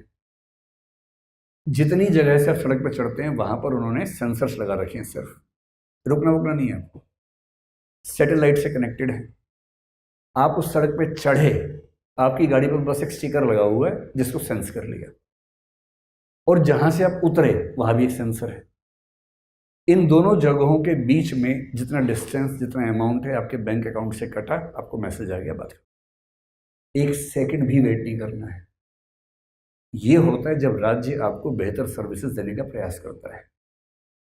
हमारे वर्तमान प्रधानमंत्री की अच्छी बात है कि वो तकनीक के बड़े दीवाने हैं और चाहते हैं कि तकनीक की मदद से सेवा। मैंने हाल में एक एग्जाम्पल देखा, डिजी लॉकर आया तो मैंने तो बहुत अच्छी इच्छा नहीं थी कि मैं उसका इस्तेमाल करूं, क्योंकि मैं विद्यार्थी नहीं हूँ, ज़रूरत नहीं पड़ती। पर एक बार मेरे घर के लोगों ने किया तो मैंने भी कर लिया, डिजी लॉकर बना लिया, उसमें मेरे सर्टिफिकेट्स आ गए। अब 3-4 महीने पहले एयरपोर्ट्स पे देखा कि बहुत लंबी लाइनें हैं, कैसे पार करें। तो हमारे एक सहयोगी ने मुझे बताया कि एक नई स्कीम आई है, डिजी यात्रा। तो मुझे नए नए नाम सुन के ना घबराहट होती रहती है कि एक और स्कीम आ गई, ये भी स्कीम है, कैसे इसको मैनेज करेंगे। खैर, जब उसने लक्षण बताया तो मैंने उसको डाउनलोड किया, डिजी यात्रा को। डिजी यात्रा क्या है? डोमेस्टिक एयरपोर्ट्स के बीच में ट्रैवल करने के लिए एक स्कीम है। जैसे डिजी यात्रा पर मैं गया, उसने मुझसे पूछा कि आप डिजी लॉकर पे हैं, मैंने कहा हूँ। जैसे कि वहाँ से मेरा आधार कार्ड फेच कर लिया अपने आप, मुझे ये भी नहीं करना पड़ा। तो डिजी यात्रा पर मैं रजिस्टर्ड हूँ कि मेरा ये नाम है, मेरा ये आधार कार्ड नंबर है। अब करना क्या है, जैसे मैं किसी फ्लाइट से जा रहा हूँ, मैंने 3-4 बार प्रयोग किया पिछले 1-2 महीने में। बस फ्लाइट की टिकट आई मेरे पास, जैसी बोर्डिंग पास मेरे पास आया, उस बोर्डिंग पास को स्कैन कर देना है डिजी यात्रा में। जैसे स्कैन हुआ, अब डिजी यात्रा कह रही है कि the information has been send to the airport. अब आप एयरपोर्ट जाएंगे, अब आप वीआईपी बन गए अचानक। वैसे कोई पूछ नहीं रहा था आपको, वहाँ लाइन में 20-20 लोग खड़े हैं, एक गेट पे लिखा है डिजी यात्रा ओनली। हम वहाँ गए हीरो बन के, सिर्फ फ़ोन ऑन किया, डिजी यात्रा खोला, उस पर वो स्कैन किया हुआ वो दिखाया मशीन को, सारे दरवाजे खुल जाते हैं। जिस चीज़ में 1 घंटा लगने वाला है वो 1 मिनट लगेगा। फिर आप आगे गए, सिक्योरिटी चेक, तो पता लगा वो आम आदमी का है, ये डिजी यात्रा वालों का है। तो बिजनेस क्लास, फर्स्ट क्लास, डिजी यात्रा सब एक साइड में है। तो डिजी यात्रा दिखाया, 1 से 2 मिनट में सिक्योरिटी चेक भी खत्म। और फिर हम पूछ रहे अब क्या करना, बोले कुछ नहीं, आप खाली हो, बेरोजगार हो, 1 घंटा वेट करो, फिर फ्लाइट चलेगी, आपको लेके जाएगी। कितना आसान है तकनीक के इस्तेमाल से। और अगर तकनीकों का ऐसा इस्तेमाल जो हमने कोविड के समय किया, कोविड से लड़ने के लिए वैक्सीनेशन में किया, एक एक व्यक्ति की वैक्सीन का रिकॉर्ड उसमें रखा, आज के समय में एक सबसे अच्छा सिविल सेवक वो है जो कोडिंग जानता है, नहीं तो कम से कम कोडिंग का महत्व समझता है, जो ये समझता है कि हजारों लाखों व्यक्तियों की जिंदगी को एक ऐप बना के, एक वेबसाइट बना के कैसे आसान किया जा सकता है, जो अपने ज़िले के सारे किसानों के लिए एक ई मंडी बना सकता है कि अपनी अपनी फसल का जिक्र यहाँ करो, गाय भैंस जो भी पशु पक्षी बेचना हो उसका यहाँ पर फोटो डालो, डिस्क्रिप्शन लिखो, और वहीं पर लोग आपस में खरीद लेंगे। एक भी व्यक्ति भूखा ना मरे और एक भी व्यक्ति के पास अनाज न सड़े, इसकी एक ऐप बना सकता है। सारे रेस्टोरेंट्स के मालिक रोज रात को इस ऐप पे केवल ये मेंशन कर देंगे कितना खाना बचा हुआ है। सारे अनाथालय आसपास जो हैं या ऐसी एनजीओज हैं वो मेंशन करेंगे कितनी ज़रूरत है। उसी ऐप पे मैसेज आ जाएगा कि यहाँ का खाना वहाँ जाएगा, यहाँ का खाना वहाँ जाएगा, 20 लोग चाहिए बाइक लेके, बाइक से काम कर लेंगे। मेरा अपना एक विद्यार्थी छत्तीसगढ़ में है। छत्तीसगढ़ का आम आदमी, गरीब बेचारा, वो अस्पताल कैसे जाए? उसने कंसेप्ट लॉन्च किया बाइक एम्बुलेंस का। बहुत सारी एम्बुलेंस बाइक वाली हैं, एक ड्राइवर है, पीछे ऐसा सेटअप बना दिया कोई व्यक्ति बीमार बैठे तो गिरे नहीं, बस एक आराम से सुविधाजनक बना दिया है। बाइक एम्बुलेंस होते ही किसी भी व्यक्ति के लिए हॉस्पिटल तक जाना एकदम आसान काम हो गया। जो इतना इनोवेटिव किस्म का व्यक्ति है वो व्यक्ति चाहिए आज के सिविल सेवाओं में। और उसके अलावा 2 चीज़ें और चाहिए। पहला, हम एक डेमोक्रेसी हैं और हम चीन नहीं है। चीन खुद को लोकतंत्र कहता है, बोलता है कि हम सिंगल पार्टी डेमोक्रेसी हैं। कितना मजेदार शब्द है ना, सिंगल पार्टी डेमोक्रेसी। डेमोक्रेसी है, पार्टी एक ही है, इलेक्शन एक ही पार्टी लड़ेगी, पर है डेमोक्रेसी। उस पार्टी में 2 उम्मीदवार लड़ेंगे, लेकिन वो उस पार्टी के 2 उम्मीदवार हैं। जनता के कुछ व्यक्तियों को, सबको नहीं, जो उस पार्टी के मेंबर्स हैं, पार्टी के मेंबर्स केवल ये चुनेंगे कि आपको इसी पार्टी के 2 व्यक्तियों में से कौन सा व्यक्ति ठीक लगता है। पार्टी एक ही रहेगी। पर हम एक जिंदा लोकतंत्र है, मल्टी पार्टी डेमोक्रेसी है। हमारे देश में सत्तारूढ़ पार्टियां हैं, विपक्षी पार्टी हैं, इधर गठबंधन है, उधर गठबंधन है, सारे के सारे कॉम्बिनेशंस बन सकते हैं। जब आप सिविल सेवाओं में जाएंगे, ध्यान रखिएगा, बहुत आसान होता है किसी पार्टी के साथ एसोसिएट हो जाना, लालच भी होता है। सत्तारूढ़ दल के मंत्री, सांसद आपसे कहेंगे कि जुड़ जाइए, बहुत फायदे में रहेंगे, ये पोस्टिंग करवा देंगे, वो पोस्टिंग करवा देंगे, करवा भी देते हैं, बड़ा मजा आता है। अच्छे अच्छे ज़िले मिलते जा रहे हैं, आपकी बात सुनी जाती है, सब मंत्री सुनते हैं बात, मज़ा आता है। और जिस दिन सरकार चेंज होती है ना, सारा हिसाब बराबर हो जाता है। इसलिए हमारे civil service code of conduct में कहते हैं कि नॉन पार्टिजनशिप, किसी भी राजनीतिक दल से तटस्थ रहते हुए सिविल सेवक होना जरूरी है। Objective thinking, objectivity, neutrality, impartiality, निष्पक्ष रहते हुए, तटस्थ रहते हुए, वस्तुनिष्ठ रहते हुए, चीज़ों का अध्ययन करना, समझना, ये जरूरी पक्ष है। तो यदि आपके अंदर ये सारी क्वालिटीज़ हैं और आप सेवा भावना से भरे हुए हैं, मैं सीधी सी बात कह रहा हूँ, दबाव इतना ज़्यादा आजकल है। पहले तो लाट साहबों पर दबाव नहीं था ना। आप सोचिए 50 साल पहले लाट साहब कलेक्टर साहब हैं ज़िले में, अगर किसी से अन्याय हुआ तो वो क्या कर लेगा बेचारा, किसी को बता भी नहीं सकता।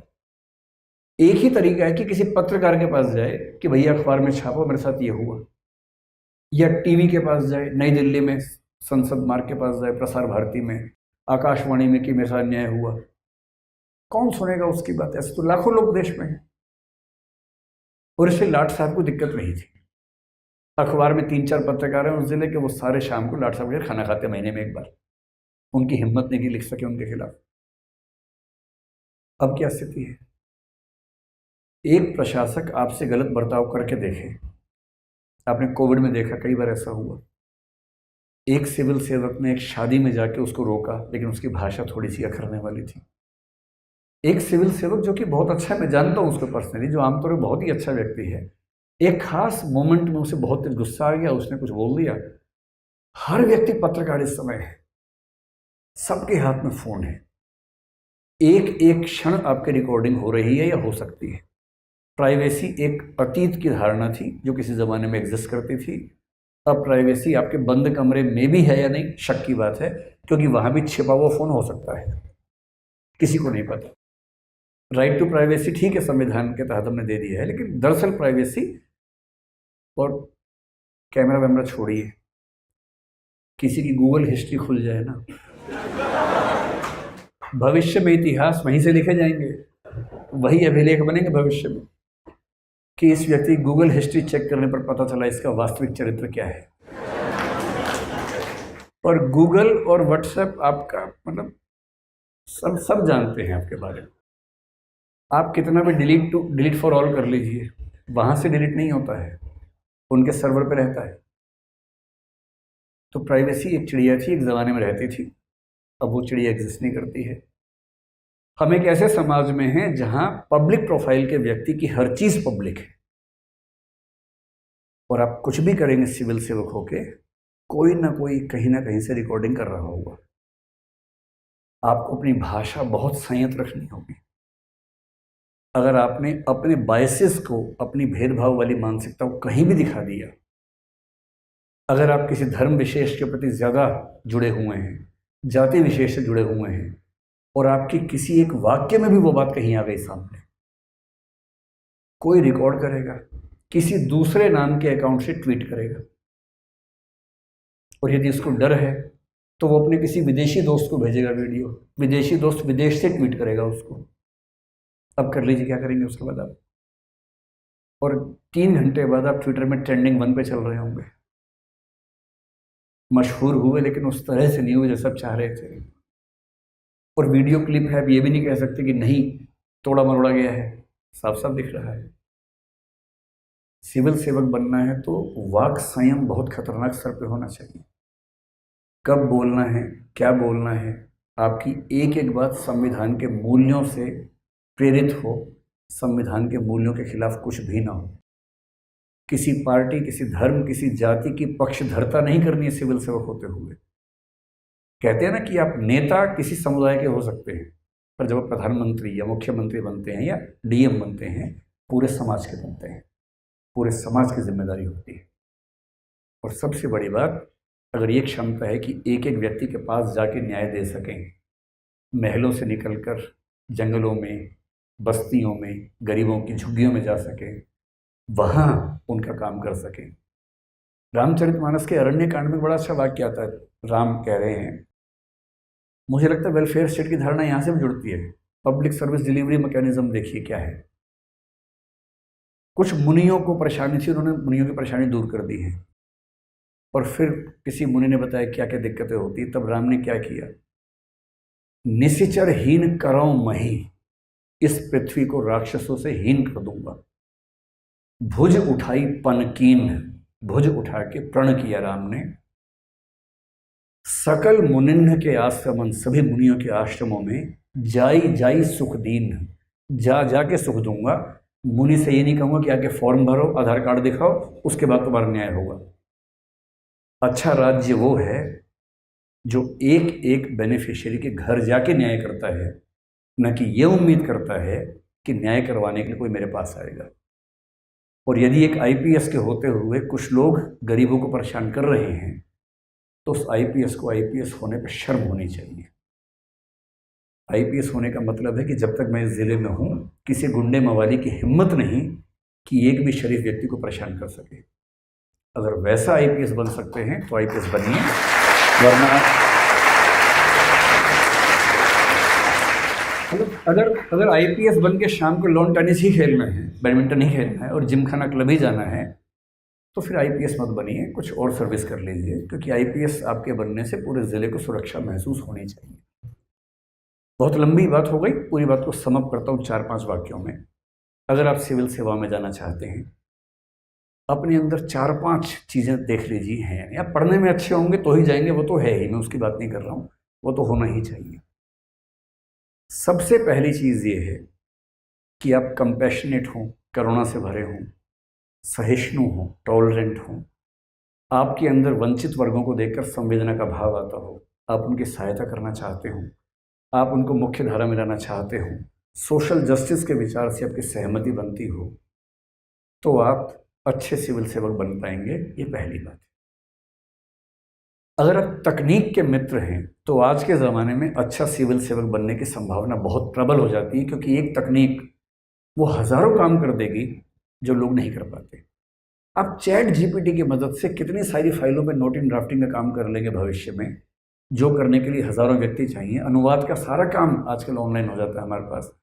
वो सारे काम जो मनुष्य करता है कम समय, मतलब ज़्यादा समय लेता है, क्वालिटी में भी कमी होती है, ऐसी बहुत सारी चीज़ तकनीक से हो जाती है, बशर्ते आप तकनीक को लेकर सहज हो और आप प्रशासन में उसका अच्छा उपयोग कर सकते हो। दूसरी चीज़ ये है। तीसरा, सिविल सेवक बनना मौज का मामला नहीं है, मजाक नहीं है। एक अच्छे सिविल सेवक को 40 की उम्र तक आमतौर पर बीपी और शुगर हो जाता है, अगर वो अच्छा सिविल सेवक है और उसके अंदर इमोशनल इंटेलिजेंस बहुत ज़्यादा नहीं है। इतना स्ट्रेस झेलना पड़ता है, इतने तरह के दबाव, विधायक का, सांसद का, मंत्री का, पता नहीं क्या क्या दबाव आएंगे, मीडिया के दबाव आएंगे, गुंडों के दबाव आएंगे, इंडस्ट्रियलिस्ट के दबाव आएंगे, ठेकेदारों के दबाव आएंगे। और वो दबाव केवल छोटे मोटे दबाव नहीं होते हैं, उसमें दबाव में हत्याओं के दबाव भी आ सकते हैं। अगर इन सब दबावों को नहीं झेल पाते हैं, उतना साहस नहीं है, फोर्टिट्यूड नहीं है, संघर्ष करने की क्षमता नहीं है, पेशेंस नहीं है, परसिस्टेंस नहीं है, तो सिविल सेवक आसान रास्ता नहीं। तब उससे बेहतर है कि हम किसी निजी उद्यम में जाएं, किसी और नौकरी में चले जाएं। सिविल सेवक बनने के लिए नहीं कह रहा हूँ, अच्छे सिविल सेवक की बात कर रहा हूँ। अच्छा सिविल सेवक बनना है और आप चाहते हैं कि जिस दिन आपका ट्रांसफ़र हो तो जनता सड़कों पर खड़ी हो जाए, तो उसके लिए सब करना पड़ेगा। चौथी बात है ऑब्जेक्टिविटी, न्यूट्रलिटी, इम्पार्शियलिटी, नॉन पार्टिजनशिप। किसी पार्टी या समुदाय विशेष का सिविल सेवक नहीं बनना है, देश का सिविल सेवक बनना है। ये चौथी बात ध्यान रखनी है। और पांचवी बात तो सबसे बेसिक है, वो ईमानदारी है, इंटीग्रिटी है, प्रोबिटी है। यानी आपको कोई विभाग दिया गया है तो सरकार निश्चिंत हो कि इस व्यक्ति के होते हुए कुछ गलत नहीं हो सकता, और ऐसे सिविल सेवक होते हैं। मैं केवल एक आखिरी एग्जांपल के बाद समाप्त करता हूँ। मेरा एक बहुत अच्छा मित्र आईपीएस है, काफ़ी सीनियर रैंक पे अब है, घोर ईमानदार किस्म का व्यक्ति है। अच्छी बात क्या है उसके साथ, वो किसी पार्टी का सगा नहीं है, क्योंकि वो नॉन पार्टिजनशिप के मूल्य पे चलता है। लेकिन जिस राज्य में है वहाँ 2 पार्टियां सत्ता में आती हैं क्रमशः। दोनों पार्टियों के मन में एक बात स्पष्ट है, मुख्यमंत्री चाहे इस पार्टी का चाहे उस पार्टी का हो, एक बात स्पष्ट है कि जब कोई मामला नहीं संभलेगा हमसे, इसको भेज देंगे, संभाल देगा। क्योंकि उनको भरोसा है 2-3 बातों का। पहला, इतना योग्य है कि हर प्रॉब्लम सॉल्व कर सकता है, इतना ईमानदार है कि कोई इसको करप्ट कर नहीं सकता, इतना मजबूत है कि कोई इसको झुका नहीं सकता। आईएएस आईपीएस बनने का मजा तब है जब इतिहास आपको याद करे इस रूप में। और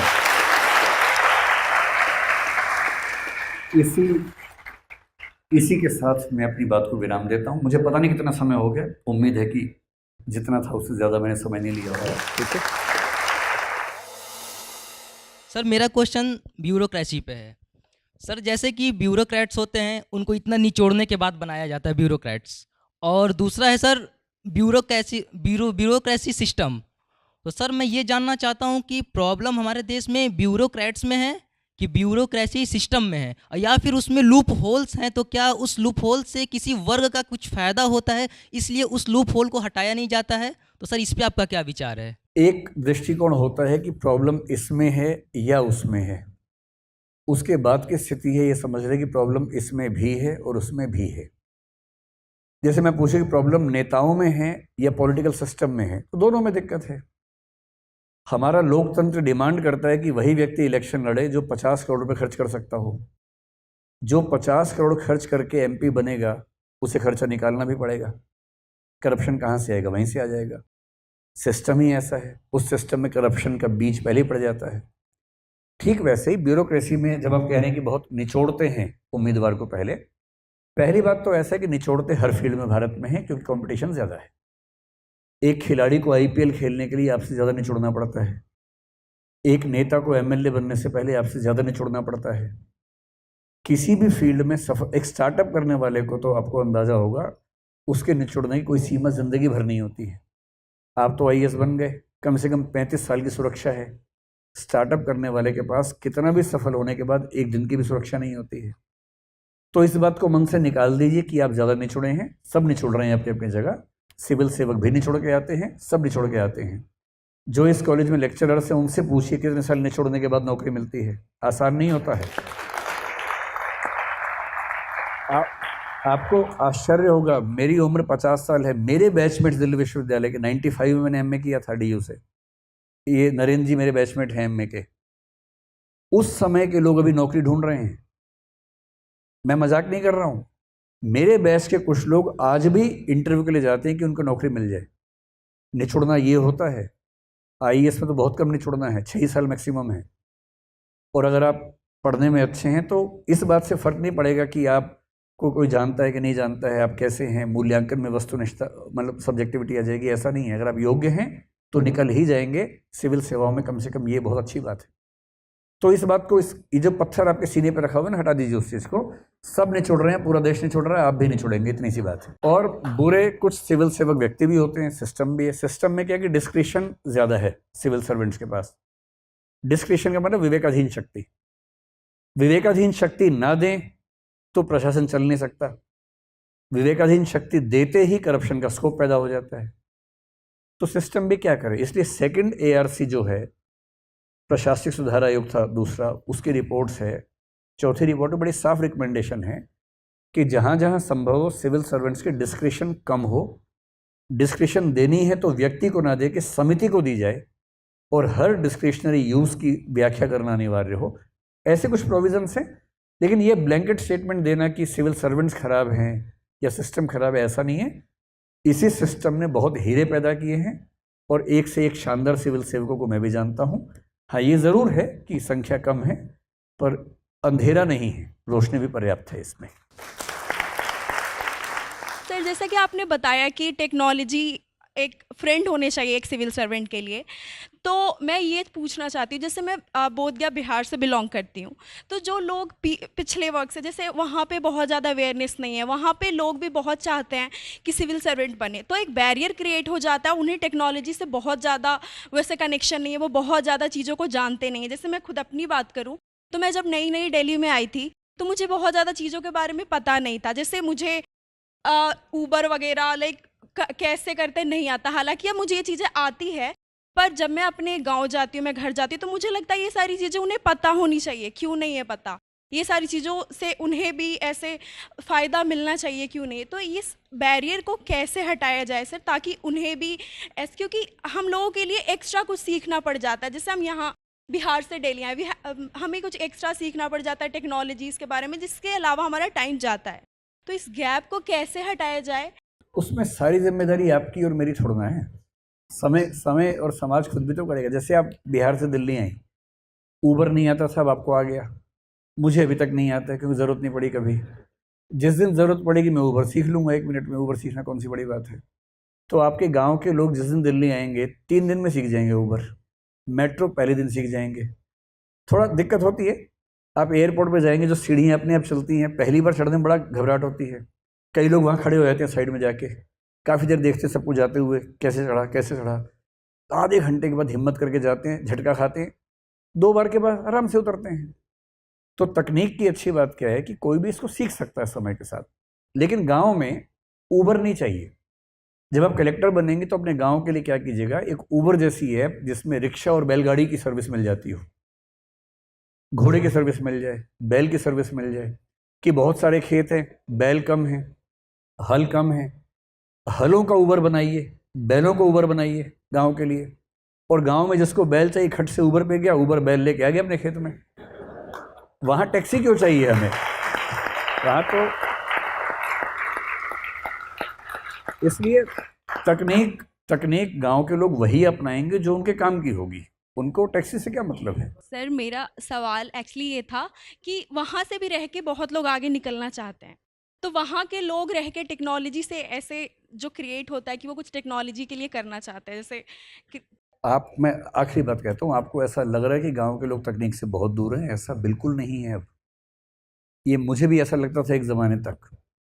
पहले मुझे लगता था गांव के लोग बहुत सीधे साधे होते हैं, बाद में समझ में आया कि नहीं, ऐसे ही होते हैं, एक जैसे ही होते हैं। बाद में तकनीक की बात मैं अगर कर दूं आपसे, आपको आश्चर्य होगा कि पिछले 5 साल में जब से हमारे पास 4G टेक्नोलॉजी आ गई है, अब तो हम 5G के ज़माने में आने वाले हैं। 4G और 5G तकनीक ने गांव और शहर की दूरी जितनी कम की है, उतना कोई सरकार आज तक नहीं कर पाई है। स्मार्टफोन सेकंड हैंड 2-3 हज़ार रुपये मिल जाता है कहीं भी, सेकंड हैंड अगर कोई लेना चाहे तो, जो अफोर्ड कर सकते हैं गांव के लोग भी। उनके पास स्मार्टफोन है, एक मोबाइल कनेक्शन है, यूट्यूब सबको पता है, इंस्टा सबको पता है। जिनको नहीं पता 6 महीने पता लगी जाएगा। डेटा के मामले में हमारा देश सबसे सस्ता डेटा प्रोवाइड करने वाले देशों में से एक है, जो और बढ़ेगा ही बढ़ेगा अभी आगे। जितना गैप गांव शहर में पिछले 5 साल में कम हुआ है, उतना पिछले 500 साल में नहीं हुआ था, और अगले 5 साल में इसका 5 गुना ज़्यादा होने वाला है। दिल्ली में जो पढ़ाई हमारे इंस्टीट्यूशन में होती है, कोविड की वजह से, ऑनलाइन तकनीक की वजह से पहली बार आपके गांव का व्यक्ति गांव में बैठ के कर सकता है, पहले नहीं कर सकता था। अब गांव में रह के क्या नहीं हो सकता? हार्वर्ड यूनिवर्सिटी के सारे कोर्सेज गांव में मिल रहे हैं ऑनलाइन, हर विश्वविद्यालय के मिल रहे हैं। किसी का हार्वर्ड जाने का मन था, नहीं जा पाया, ऑनलाइन कोर्स कर रहा है, डिग्री मिल रही है उसको, उसकी वैल्यू भी है, क्लास भी करता है। पिछले 5 साल ने इस दुनिया के इतिहास में दूरियां दूर करने में सबसे बड़ी भूमिका निभाई है। अब गांव मुश्किल से 5-10 साल बाद आप देखेंगे गांव के व्यक्ति को हर वो सुविधा उपलब्ध है जो फिजिकली हो सकती है तकनीक की मदद से। ऊबर शायद नहीं हो पाएगी क्योंकि वो उतना आसान नहीं है, और होगा भी तो एक टैक्सी आ जाएगी शहर से, स्पेशल प्राइस पे आ जाएगी। लेकिन जो वहाँ चाहिए बेसिकली वो सब सर्विसेज तकनीक की मदद से मिलेंगी। और एक बेसिक बात ध्यान रखिए, ह्यूमन बींग्स जो होते हैं हम सब लोग, हम बहुत स्वार्थी भी होते हैं, और हम वो हर चीज़ सीखने में सक्षम है जिससे हमें फ़ायदा होता हो। एक बार किसी को समझ में आ जाए कि फ़ायदा होगा, अब एक दिन का मतलब 6 महीने के छोटे बच्चे के हाथ में फ़ोन देके दिखा दीजिए एक बार, वो बच्चा ज़ोर ज़ोर से चिल्ला के रो रहा है, आप उससे हमने कार्टून लगाई 1 सेकंड के लिए, एकदम चुप हो जाता है। फिर रिमोट, एक दिन होते हैं तो उसको रिमोट ऑन करना समझ में आ जाता है, क्योंकि उसको पता है कि छोटा भीम उसी से आएगा या डोरेमोन उसी से आएगा, उसे बाकी तकनीक से मतलब नहीं है। उसे मोबाइल फ़ोन दीजिए, उसको पता है कि ऐसे ऐसे करने से वीडियो आएंगे बहुत सारे। 6-6 महीने के बच्चे वीडियो ऐसे कर रहे हैं, जबकि वो तो बहुत छोटे हैं ना। अगर वो अपने काम भर की तकनीक सीख सकते हैं तो गांव का व्यक्ति जो 20-25 साल का क्यों नहीं सीख सकता? एक बार उसको बस ये एहसास हो जाए कि मेरे फ़ायदे की चीज़ है, और ये मुझे नहीं लगता कि ये गैप बहुत लंबे समय तक रहने वाला है। बहुत जल्दी आपको डिफरेंसेस दिखेंगे। छोटे शहरों के बच्चे आजकल इंस्टा पे, यूट्यूब पे ज़्यादा बड़े स्टार बने हुए हैं। कहाँ दिल्ली मुंबई के लोग बनते हैं स्टार, छोटे शहरों के लोग ज़्यादा स्टार बन जाते हैं। टैलेंट तो है ही उनमें, तकनीक नहीं थी, अब उनके पास तकनीक है, प्लेटफॉर्म है, अपनी बात रिकॉर्ड की, खट से डाली और वो दुनिया देखती है। तो मैं इस बात से डिसएग्री करता हूँ कि गांव के लोगों को तकनीक की सुविधा नहीं है। मुश्किल से 2-4-5 साल में आप सी चेंज देखेंगे इस मामले में, और वो देखेंगे।